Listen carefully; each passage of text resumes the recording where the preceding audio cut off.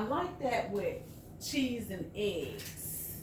So I decided to make this for myself this morning.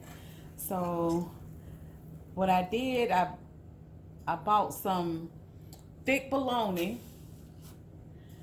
and I cut it on both sides, just a little bit of slit, just like my mom used to do. And fried it, put it on some honey wheat bread, and I got some cheese and eggs that I scrambled up, put it on top, and there you go.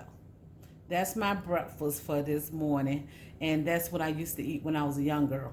But unfortunately, I don't know what's going on, but they don't make the thick bologna no more. This looked like a regular size bologna to me, but I guess they find some kind of way to save money and make more money. But this is my sandwich. Let me cut it in half.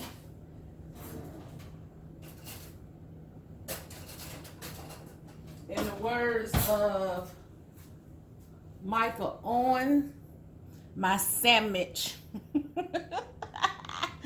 This is my sandwich. There you go. Thanks for watching.